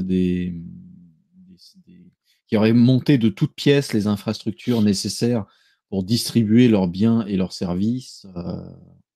Et c'était une porte d'entrée directe sur le territoire argentin, effectivement. Et c'était d'un point de vue économique et d'un point de vue politique, ça ne coûtait rien. D'un point de vue économique, c'était du tout bénéfice, en fait. Et il ne l'a pas fait. Or, c'est un pas vers la décentralisation. Et en fait, cette décentralisation étatique, donc on revient à la base, au fondement du libertarianisme, qui est une philosophie du droit, une théorie juridique, eh bien, il ne les respecte pas. Et ça, c'est pas normal pour quelqu'un qui se dit anarcap, soi-disant anarcap. Bon, dans l'interview de Friedman. Oui, il déclare lui-même qu'il est plutôt minarchiste sous prétexte qu'il serait un petit peu réaliste. Ah, mais il est libéral, point, c'est tout. Maintenant, on le sait, il est libéral, il n'a pas compris ce qu'était l'anarcapie, c'est tout. Il l'a compris. Pardon, je vois libertarien qui lève encore la main. Tu veux intervenir? Oui, c'est ça. Hein. Vas-y. Hein. Non, mais bonsoir les gars, j'écoute et j'attendais pour intervenir. Mais si pour Space, moi c'était un peu sur la même notion en tant que libertarien sur le sociétal. Qu'est-ce qu'il avait fait au niveau de la dépénalisation, légalisation du cannabis, la prostitution? Enfin, vous abordez un peu le port d'armes. Il est très contre. Il est très contre les drogues. De toute façon, dans son gouvernement, il y a des conservateurs. Donc, il s'est allié aux conservateurs. Donc là-dessus, c'était un peu mort, quoi. Voilà. Au contraire, il a décidé de mener une guerre un peu plus intensive sur les drogues. Et en plus, maintenant qu'il est allié avec Trump, j'allais dire au narcotrafic. Maintenant, voilà. Il s'entend bien avec Nayib Bukele, parce que Nayib Bukele. On pourrait faire un sujet sur le personnage, mais effectivement, il a des choses qui pourraient en laisser penser qu'il est très à droite économiquement, sans déterminer s'il est plutôt côté libertaire ou plutôt côté autoritaire. Je pense notamment en fait à des mesures de libéralisation de l'économie, de libre-échange en général, et sur l'intégration, en fait, la reconnaissance du Bitcoin comme une monnaie. Alors ça, ce n'est plus le cas. Je dirais même qu'il est allé trop loin puisqu'il forçait les entreprises à accepter le Bitcoin comme devise. Justement, c'est plus le cas. Il est revenu dessus. Il est revenu dessus, ouais. Il est revenu dessus dernièrement pour avoir l'aide du FMI. C'est tout frais, effectivement, parce que sinon le FMI lui accordait pas cette aide. Et moi, je trouvais ça un petit peu abusé, puisque d'un côté libertarien, on ne doit pas imposer à quiconque, en fait, d'accepter une devise. Tu es censé acheter et vendre ce que tu veux dans la devise que tu veux. Pour le coup, là-dessus, c'est simple à mettre en place. Mieux, effectivement. Et en plus, c'est plus simple à mettre en place. Vous êtes libre d'échanger avec la monnaie que vous souhaitez. Plutôt qu'essayer de sauver le peso pour Javier Milei ou imposer le BTC pour Bukele. C'est un non-sens. Et tous ces points-là, c'est très important. Pourquoi nous, Anarcap, je défends un peu la casquette Anarcap, hein, pourquoi c'est important pour nous de défendre ces points-là et au risque de passer pour des sectaires ou que sais-je encore, c'est que il y a un corpus de textes, il y a un corpus idéologique, il y a un corpus théorique, philosophique, et s'il y a personne pour critiquer ces points-là, eh bien, c'est ce que j'avais expliqué sur ma chaîne YouTube, on glisse petit à petit. Petit à petit, le terme libertarien ne veut plus rien dire. Pour moi, aujourd'hui, là, à l'heure actuelle, fin 2024, pour moi, le terme libertarien ne veut déjà plus rien dire. Donc maintenant, aujourd'hui, je me dis anarcap, comme ça au moins les choses sont claires. Tu vois, anarcho-capitaliste, bon, je pense que ce terme-là va pas glisser avant longtemps. Mais le terme libertarien, le problème, c'est qu'aujourd'hui, ça ne veut plus rien dire. Aux États-Unis, on a des libertariens qui ont soutenu Trump à fond, alors que Trump, il est pour des taxes douanières. Là, il menace le Canada, il menace le Mexique, il menace tout le monde. T'as raison, en plus, excuse-moi de t'interrompre, parce qu'il y avait un candidat libertarien qui était Chase Oliver, et j'ai pas compris. C'était une merde aussi. Ah ouais, pourtant il avait... Oui, non, mais si tu veux, le Parti libertarien américain, c'est un peu une grosse blague. Mais d'ailleurs, j'ai écouté son intervention dernière à Chase Oliver, et c'était plutôt intéressant. Il est remonté un tout petit peu dans mon estime. Je l'ai jugé un peu trop vite, ce personnage, peut-être parce que je suis plutôt de droite au niveau valeur et lui plutôt de gauche, du coup. C'est un démocrate de base. Cette tendance-là. Ouais, tout à fait. Donc, je l'ai peut-être jugé un peu trop vite parce qu'au final, il était plutôt pas mal dans l'intervention avec Dave Smith. Il a bien défendu la chose. Il a été très cordial, etc. Il n'a pas été véhément ni rien. Enfin, je pense qu'on a peut-être loupé quelque chose avec Chase Oliver. C'est mon avis. Après, il n'est pas génial sur tous les plans, hein, mais voilà. Enfin, c'est. Alors, je sais pas, ça peut-être pas qu'il voulait mettre des taxes ou quoi, mais en tout cas un truc un peu moyen, même d'un point de vue libéral. J'ai plus le truc en tête, mais ouais. Pour Chase Oliver, c'était surtout au niveau pendant la crise du Covid où oui, ça aussi, il voulait forcer les gens à se faire vacciner. Bon, ça, c'est pas très libertarien, ça. Mais on va rappeler que Trump aussi. Même quand on est dans une approche d'un continuum libertarien et non d'une pureté idéologique, effectivement, une obligation vaccinale, ça passe pas du tout. Ah bah non, mais bon, Trump par exemple, c'est la posture. C'est la posture il a levé 15 milliards. Il a levé 15 milliards de dollars, Trump, pour justement lancer des vaccine mandates. Donc bon, ça me fait rire les libertariens qui soutiennent ça, quoi. Donc bon, c'est assez drôle. Mais en fait, là où je veux en venir, c'est que il faut pas se tromper. Nous, libertariens, faut pas se tromper. Il faut remarquer quand les choses vont bien, quand il y a de bons actes qui sont commis. Il faut relever aussi les points négatifs. Faut pas être idolâtre, en fait. Nous, libertariens, c'est l'individu qui compte. On n'est pas censé vouloir, désolé, c'est Villon qui parle, vouloir se branler sur une idole. C'est pas notre délire à la base, d'accord ? Notre délire, c'est la liberté individuelle. Et il faut pas confondre du coup parce que le truc c'est que chez les libertariens, surtout en France, c'est beaucoup de gens de droite. J'en fais partie, mais il faut pas confondre notre anti-gauchisme avec du libertarianisme. Oui. Milei est plus anti-gauchiste que libertarien pour le moment. Parce qu'il y a plein de choses qu'il a fait passer qui sont pas forcément très libertariennes et qui sont plus anti-gauchistes. Par exemple, pour l'avortement, je sais que c'est une question pour certains qui semble être compliquée pour l'instant au niveau de l'avortement, mais en fait, elle n'est pas complexe. Elle a été résolue il n'y a pas super longtemps. Voilà, il ne faut pas confondre l'anti-gauchisme avec du libertarianisme. Pour moi, Milei, pour l'instant, là, en jugé de ce qu'il a fait, au niveau économique, c'est du libéralisme, d'accord. Mais sur le reste, il n'y a pas de libertarianisme. À partir du moment où tu es pour un interventionnisme à l'étranger, c'est déjà plus du libertarianisme. Je ne sais pas comment le dire autrement, ça me semble clair. Bien sûr, c'est quand même mieux d'avoir Milei que d'avoir quelqu'un d'autre. Comme Hop l'a dit, et ça je te remercie, je crois que c'est toi, capitaine, qui l'a dit, contrairement à ce que certains pourraient dire, non, Hop a quand même affirmé que c'était mieux Milei que tous les autres. Hein. Voilà. Hop n'est pas un crétin à ce point-là. Et c'est ce que nous disons nous aussi. Mais voilà, il ne faut pas confondre les deux. Pareil, Trump, Trump, il n'y a pas beaucoup de libertariens qui le prennent pour un libertarien. C'est surtout les médias qui font passer comme ça. Mais par exemple, un Elon Musk n'est pas libertarien. Ah oui, clairement. Ouais.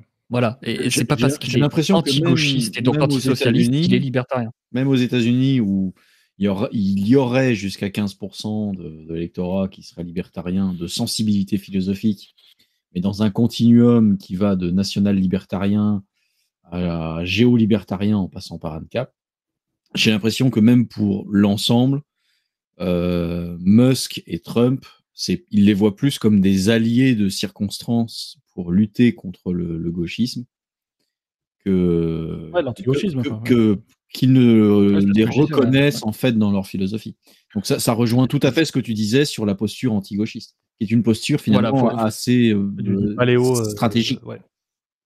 C'est ça. Et en fait, il y a le gros problème, et c'est un problème qui commence à arriver sur la scène francophone, c'est cette non-distinction, cet amalgame entre l'étiquette politique libertarienne et l'étiquette philosophique. Il y a un amalgame qui a été fait entre les deux et qu'il n'y avait pas à faire. Le terme libertarien, à partir de quand, à quel moment, il a été installé, instauré dans ses définitions en tant que philosophie, en tant que doctrine. Rothbard. Et dans le sens rothbardien, c'est l'anarchapie. Après, vous avez l'étiquette politique. Et le problème, c'est que cette étiquette politique est venue justement manger cette philosophie. Et c'est un drame parce que du coup, le terme libertarien, il veut plus dire grand-chose au bout d'un moment.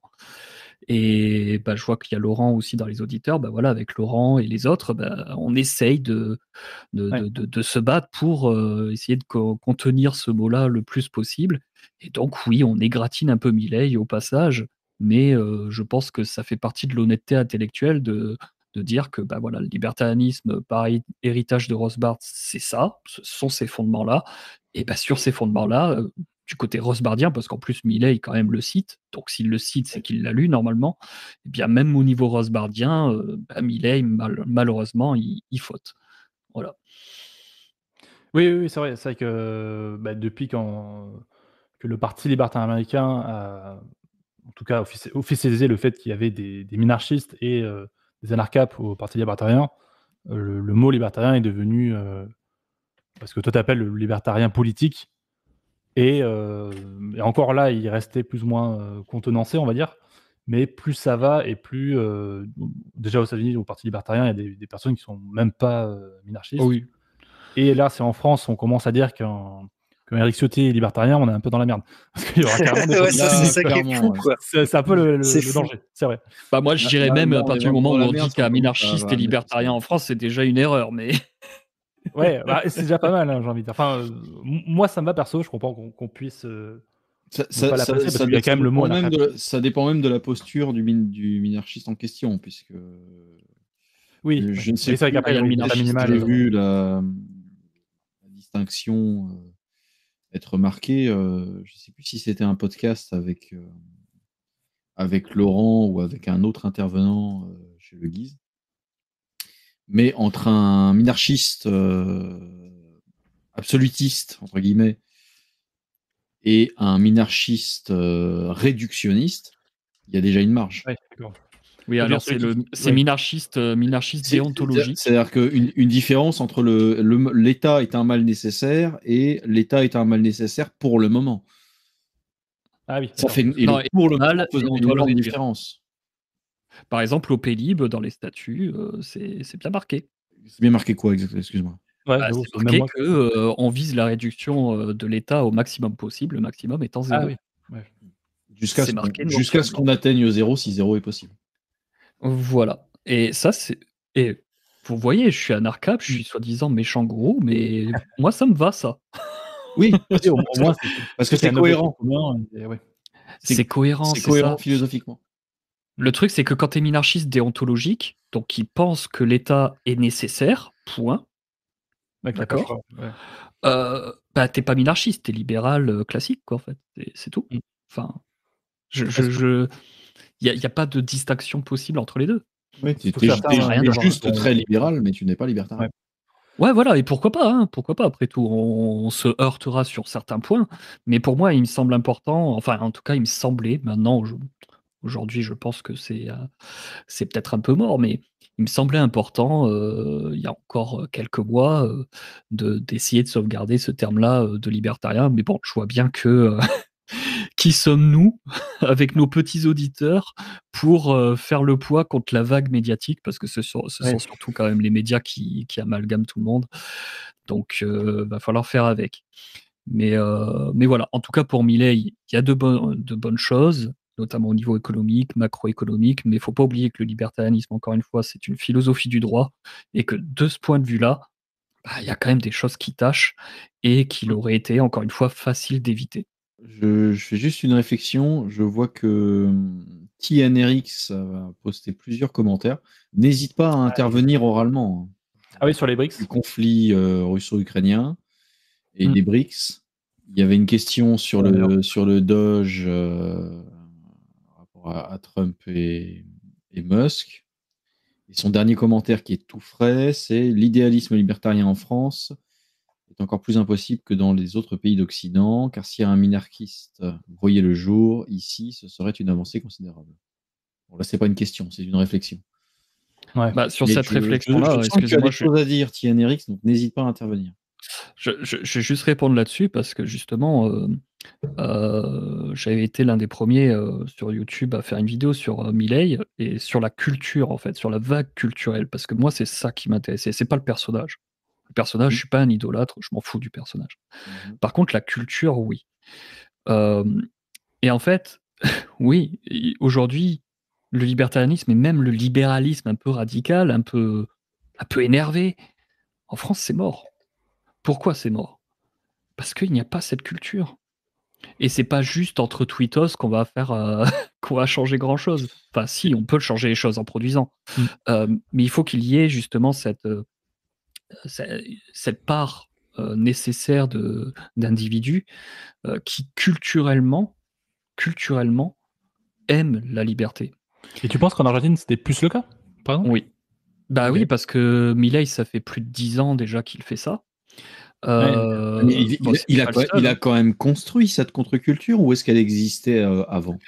Elle existait déjà, minimum, parce que tu es dans le monde hispanique. Donc, Milei, quand il est apparu sur la scène médiatique, il faisait encore des podcasts avec des libertariens internationaux qui avaient 300 abonnés. Ouais, tout à fait, mais il est vraiment parti de rien. Et ça, c'est extrêmement encourageant, je trouve. Ses conférences étaient très suivies. Il faisait des conférences à l'université... Merde, je sais plus quelle de Buenos Aires. Je sais plus. Ça date un peu mes réflexions là-dessus. Mais il faisait des conférences qui étaient pas trop mal suivies. Enfin, qui étaient très suivies. Et surtout, il y a eu tout un mouvement à côté. De plein de producteurs comme ça qui faisaient de podcasteurs. Ouais, il y avait vraiment de tout. Il y avait une énorme effervescence autour du mouvement Libertad Avanza. Et puis Milei donc s'est présenté d'abord à la députation puis ensuite président, et c'est là où vraiment il a explosé. Mais il y avait quand même cette vague culturelle en amont. Il y avait quand même cette vague culturelle qui n'a pas mené dès le départ, mais auquel il faisait partie. Et puis après, il s'est présenté comme Captain Anarcap. Et c'est là où ça a vraiment explosé. Et c'est personnellement le combat que je mène, c'est vraiment l'aspect culturel. L'aspect individu, communautaire, etc., pour essayer de faire changer les choses sur le long terme. Et nous, en France, ça va être très très long, je pense. Ouais, mais est-ce que du coup, ça veut peut-être dire que c'est pas impossible si on mène le même travail, sachant qu'on peut profiter ou pas, de ce qui a été fait avec Milei. Ouais, non, c'est pas impossible, c'est juste une question de préférence temporelle. C'est juste une question de préférence temporelle. Il y en a certains qui vont préférer voter Ciotti parce qu'ils veulent tout de suite maintenant 1% de moins sur leurs impôts. Et puis, il y en a d'autres qui visent le temps très long et qui essayent de produire dans la culture, etc. Voilà, c'est deux choses différentes qui ne sont pas forcément antinomiques qui peuvent être complémentaires. Oui, tu peux voter pour le moins pire, même ça, moi, des fois, j'ai du mal. Mais oui, non, mais moi, je peux pas. C'est pas possible. Ouais, moi, il y a le Pélib, tu vois, ok, mais sinon, Oui. non. Effectivement. C'est mort. Mais voilà. Et par contre, sa position pro-Ukraine n'est-elle pas simplement une position anti-BRICS? Il va falloir qu'on m'explique pourquoi il avait promis avant son accession, j'allais dire au trône, son accession à la présidence, pourquoi il avait promis de ne jamais négocier avec la Chine, et puis il négocie avec la Chine. Oui, c'est vrai qu'il y avait ça aussi. Ouais. J'y pensais plus, mais ouais, effectivement, ça avait fait un peu parler dans les milieux libertariens, la photo avec le président chinois. Après, forcément. c'est un politicien. Il peut pas vraiment faire ce qu'il dit. Il peut pas se le permettre. Voilà. C'est le problème du jeu de la politique. C'est ce qu'ont dit les anarchopes depuis le début. C'est tout le problème. En fait, c'est un peu le problème du libertarianisme en politique, c'est que c'est la politique le problème. C'est que tu es obligé de faire le jeu de la politique, tu es obligé de faire des alliances avec là en l'occurrence des conservateurs, parce que j'imagine pas que ça se fera du côté de la gauche. Et ouais, au mieux tu fais des compromissions, au pire tu fais des compromissions, au mieux qui viendra après des retournements, quoi. Qui viendra après Milei? Bullrich qui adore se pavaner avec l'armée, etc. Ouais. Ça donne pas vraiment confiance, quoi. C'est un peu tendu. Oui. C'est un peu le problème de la politique, mais ça revient un peu à ce que tu disais. Enfin, moi perso, je pense que il y a d'un côté essayer de faire un truc en politique, sachant que tu sais qu'il y a le jeu de la politique et que ça sera pas génial dans tous les cas, et d'un côté, en même temps, parallèlement, essayer de faire justement jouer sur l'individu, sur des initiatives personnelles, sur du communautaire, sur des choses où là, tu sais, essayer de faire sécession soi-même, plein de choses que tu peux faire toi en dehors de la politique. Il y a ça aussi. Je pense que les deux peuvent être complémentaires, mais dans tous les cas, si on emprunte le chemin politique, on sait que ça va être très compliqué et qu'il y aura de la compromission. C'est toujours un mix. Il y a toujours un mix entre jouer le jeu politique, et que ce soit par l'activité d'un parti ou que ce soit par le fait de rejoindre un parti adversaire pour créer en fait un contre-discours et des incitatives. Là, faire de l'entrisme politique. Quoi. Et le fait de faire sécession. Parce que la sécession individuelle, elle est en quelque sorte indispensable. Si n'importe quel libertarien attend un avenir par la politique, il est dans l'erreur. Ouais. Surtout que c'est un projet antipolitique. Il ne doit pas attendre qu'on lui donne ses droits. Ouais. Ses droits, il ne doit même pas seulement les revendiquer, il doit les prendre. C'est ce qu'expliquent Linda et Maurice Daneil dans Liberté et le marché. Tu dois occuper un terrain en étant aussi caché que possible. Tu n'as pas besoin que l'État te donne l'autorisation pour détenir ou pour porter une arme. Tu n'as pas besoin que l'État autorise la culture de telle ou telle plante, que ce soit une tomate transgénique ou autre chose. Ces droits-là, quand tu es libertarien, tu les prends. Et il y a déjà plein de choses à faire. L'essence de l'association, l'essence de la sécession, c'est la désobéissance civile. Tu dois refuser de servir. Tu dois refuser de contracter. Je ne contracte pas. Pour le coup, c'est le cercle Aristote, le début de leur vidéo sur le libéralisme. Toute la suite est à chier, bien entendu, parce que ça reste des socialistes. Mais le début était pas mal avec cette reprise de l'étymologie de liberté, de libre, libère, qui veut dire non assujetti. Voilà. Et ça, il faudrait s'en souvenir en tant que libertarien, que libre, c'est d'abord, la base, c'est étymologique, c'est libère, et ça veut dire non assujetti. Et voilà, faut bien le retenir. Et puis après, je vous laisserai, juste pour répondre sur le coup du Dodge. Pour le coup, c'est l'affouérisme qui a en partie inspiré Trump et Musk. Oui, après, il faut se rappeler que Dodge est juste consultatif. Donc on verra bien ce qu'il en sera.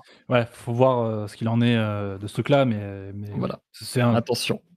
C'est mieux, mais faut que le Doge a une date d'expiration. Je crois qu'il a. Ah bon ? Ouais. Il a 3 trimestres pour faire des prescriptions, faire la plus grosse partie de son boulot. C'est de la consultation. Et après, le Doge est dissous. Ok. Il n'a absolument pas vocation à rester pendant tout le mandat de Trump et encore moins au-delà. C'est ça. On verra par les actes. On verra les actes. Ouais, c'est un peu dommage pour. Ce qui est promis, c'est vraiment une stratégie de choc. Ok. Donc, on verra bien. à voir si ça aboutit ou non.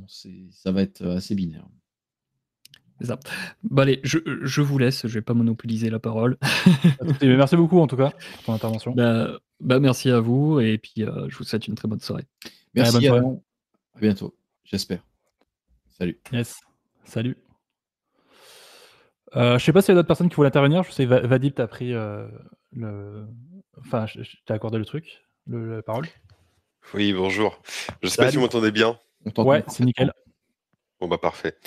Bon, bah, bonjour à tous. Non, je passais juste, il est un peu tard pour moi, mais je passais juste l'occasion. Je sais qu'il y a des gens qui critiquent Melee très fortement, donc pour ça, à juste titre parfois. Après, c'est juste pour dire que, en fait, dans la politique, il n'a pas le Parlement. Il a un champ de capacité qui est quand même assez réduit, donc il traite avec ce qu'il a. Et en réalité, il fait quand même un bon travail en tant que libertarien, parce que moi je considère que c'est toujours un libertarien, même si on peut reprocher certains trucs. Mais la politique, c'est le champ du possible.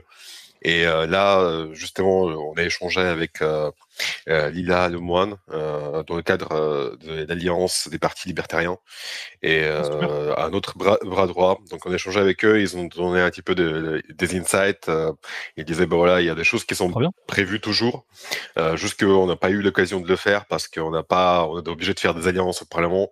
Il y a une élection qui arrive très bientôt et parlementaire. Et du coup, il devrait être en capacité il est bien parti sur les sondages. Ouais, dans les sondages, ça part plutôt bien. Et c'est justement ça qui est assez impressionnant avec l'Argentine, c'est qu'ils étaient dans une situation très difficile. Milei a expliqué, il était élu en disant comme quoi, oui, ça sera plus dur dans un premier temps, avant que ça aille mieux. Ouais, et les gens adhèrent en fait. Et les gens adhèrent, ils le soutiennent toujours, malgré ça fait déjà 1 an qu'il est élu. Ça, donc en France, 1 an plus tard, en général, on n'aime plus trop le président qu'on a élu. En Argentine, il y a quand même un soutien qui est assez fort. Ça, c'est impressionnant, parce que je sais pas si en France ça serait possible, ce truc-là, j'avoue. Bah oui, en France, c'est très compliqué. Mais en général, parce que justement, le président ne fait pas ce qu'il dit et les gens ils sont rapidement déçus. Mais il a quand même mis en place des réformes intéressantes. Il est prévenu, oui. C'est ça, il a eu des choses il y a eu un vrai progrès. Bien sûr, donc eux, ils disaient comme quoi, oui, effectivement, il y a plus de gens qui se trouvent sans emploi, mais c'est surtout des fonctionnaires qu'on a virés. Donc, c'est pas surprenant. Comme situation, et c'est vrai qu'en France, surtout, on voit des médias français qui publient des choses qui sont très fausses. Et bon, moi je regrette beaucoup, mais c'est ce qui est. C'est notre paysage médiatique, on peut pas faire grand chose. Donc voilà, moi j'espère que Milei continuera sur cette voie. J'espère qu'il y a plein de trucs encore qu'il a promis qu'il a pas fait. J'espère que ça sera l'occasion pour nous, pour tous les libertariens qui ne sont pas en Argentine, ça sera l'occasion de montrer comme quoi nos idées peuvent vraiment fonctionner dans la réalité, parce que c'est souvent ce qu'ils nous reprochent, c'est que c'est pas réaliste. Alors que là, avec Milei, en fait, c'est bien plus compliqué. Et sans succès à lui, ça ouvrira la porte encore plus aux autres libertariens dans le monde de pouvoir se revendiquer en tant que tel. Donc déjà, c'est faire connaître. J'étais contacté par les journalistes récemment, encore une fois, parce que justement, il y a Milei et bon, et Trump aussi qui est élu. Donc les gens ils se disent, qu'est-ce que c'est? Donc ça attire l'attention et c'est là-dessus qu'on doit surfer aussi, profiter pour se faire connaître nos idées. Parce que oui, je suis d'accord que la politique a des limites. Après, pour moi, c'est un passage qui est quand même nécessaire, parce que bon, on peut se dire que c'est pas l'État de demander l'autorisation, mais si l'État vous chope avec un flingue, en fait, vous irez en prison et c'est très compliqué sans un soutien politique de lutter pour la liberté. Ouais. Moi, ce que je disais tout à l'heure, je suis toujours. Je pense que les deux, le côté politique, où tu sais que tu peux pas tout faire, et le côté plus individuel et sécessionniste, sécessionnaire, je sais pas comment dire, sécessionniste, on va dire. Je pense que les deux sont complémentaires et qu'il faut, en tant que libertarien, envisager les deux. Et voilà. Parce qu'effectivement, si demain l'État interdit. Interdit Bitcoin, ils pourront pas, tu me diras. Mais tu vois, l'État pourrait faire un truc encore pire que maintenant. Rien que ça, effectivement, ça vaut le coup au moins de faire attention à ça. Mais ça n'empêche pas individuellement de faire plus en tant que libertarien. Voilà. C'est ça. Après, l'État peut toujours interdire Bitcoin et faire en sorte que ça devienne encore plus compliqué. Parce que détenir les Bitcoins, actuellement, c'est devenu beaucoup plus dur. Il y a des plateformes qui existent, mais ils sont obligés de se soumettre à la loi qui impose l'État. Donc, il peut rendre les choses plus difficiles. C'est sûr. Après, c'est surtout les boîtes UE. Mais oui, effectivement. L'État peut toujours plus faire chier. C'est la possibilité. Bah, je connais quelqu'un en dehors de l'UE, mais je connais un collègue qui avait des bitcoins et qui avait quelques transactions, donc il n'était pas en train de spéculer, il a fait juste quelques transactions et après il s'est retrouvé dans un enfer administratif pour remplir, pour déclarer les plus-values, les transactions qu'il a fait parce qu'il les a fait sur des plateformes connues. Et du coup, il disait, bah en fait, ça, heureusement, je n'ai pas spéculé, et sinon, il serait obligé de prendre une entreprise qui pourrait faire la gestion de ça, parce que ce qui est complètement absurde. Mais oui, l'État peut nous rendre la vie plus difficile encore. Oui, c'est sûr. Mais sur Bitcoin ou sur les cryptos, je pense que l'intérêt, c'est justement de ne pas les sortir. C'est rester dans une contre-économie, et là, on rejoint le discours agoriste. Moi, je pense que l'intérêt, c'est là-dessus où c'est justement, il y a toujours moyen, je pense. Mais oui, effectivement. Bah, ça devient compliqué. En fait, le truc, c'est qu'avec l'algorithme, mode démarche en soi, le souci de l'algorithme, c'est que tant que vous êtes petit et vous n'êtes pas visible, bah, ça passe. Mais dès que l'État se dit, ah tiens, il y a un truc qui se passe, donc ça grossit un petit peu, en fait, il va taper dessus. Et là, on risque soit à se retrouver en prison, soit de devoir collaborer. Parce que l'État peut vous mettre en prison. Donc, mais après, tu peux quand même faire, je pense, aujourd'hui, tu vois, avec Bitcoin, Monero, en soi, tu peux faire des trucs qui sont légaux et qui te permettent de un peu bypasser l'économie fiat, quoi. Oui, il faut. Après, des fois, c'est aussi des flous juridiques. Donc, c'est peut-être ça, le jour où ce flou juridique n'est plus flou, c'est là où c'est chiant. Exactement. Bah écoute, merci. Je sais pas si tu avais ou s'il y avait d'autres interventions. Je pense qu'on va bientôt fermer le live vu l'heure. Bon non, j'ai passé juste l'occasion et T'as bien fait. Tiens, en général, c'est des choses qu'on dit pas forcément dans le milieu libertarien. Ouais, bah là, en vrai, c'était très cool cette émission parce que je trouve qu'on a eu nous, on a un peu énuméré des faits ou enfin en tout cas des chiffres, etc. Et en même temps, on a eu des points de vue, différents points de vue. C'était pas ni une émission totalement pro-Milei et on dit que le positif, voilà, ni en même temps un truc où on tape sur Milei et on le défonce parce qu'on est sectaire ou quoi. Je pense qu'overall, le space était plutôt. Enfin, il y avait tout, quoi. Bah, c'est parfait. Tant mieux, merci beaucoup. Ouais, merci à toi. Merci à tous les intervenants. Je sais pas si Slater, tu avais d'autres choses à rajouter. En tout cas, merci à tous, merci aux intervenants. Mais en tout cas, super intervenant. Pas mal de points de vue, j'espère que ça vous aura intéressé. Il y a les rediffs, YouTube, Spotify, sachant que je mettrai un maximum de sources, celles qu'on a utilisées nous. Il y a aussi celles qui ont été citées dans le chat, celle d'Adam, etc. Donc n'hésitez pas. Si quelqu'un a le mot de la fin, sinon je vous dis au revoir et bonne soirée. Eh ben écoute, moi je peux proposer un mot de la fin. Vas-y, je t'en prie. Comme à chaque fois, vas-y. On n'a pas eu l'occasion de parler beaucoup de sécession, mais je réitère les propos que j'ai eus précédemment. En fait, j'ai essayé d'interrompre Vadim plusieurs fois, mais je m'étais pas rendu compte que j'avais coupé mon micro au niveau matériel. Donc, je te trouverai silencieux vers la fin, ok. Je me rendais pas du tout compte. Mais je pense qu'on va avoir des épisodes à venir qui vont être très intéressants sur la question de la sécession. Écoute, une autre émission avec Vadim pour parler de ça et du Parti libertarien, ça pourrait être l'occasion. Moi, mon point de vue, c'est que vos libertés naturelles, il ne faut pas attendre que ce soit l'État qui vous les donne. Vous n'êtes pas des chiens à attendre l'ordre de vos maîtres. Vos libertés, prenez-les. Et souvenez-vous des mots d'Étienne de la Boétie.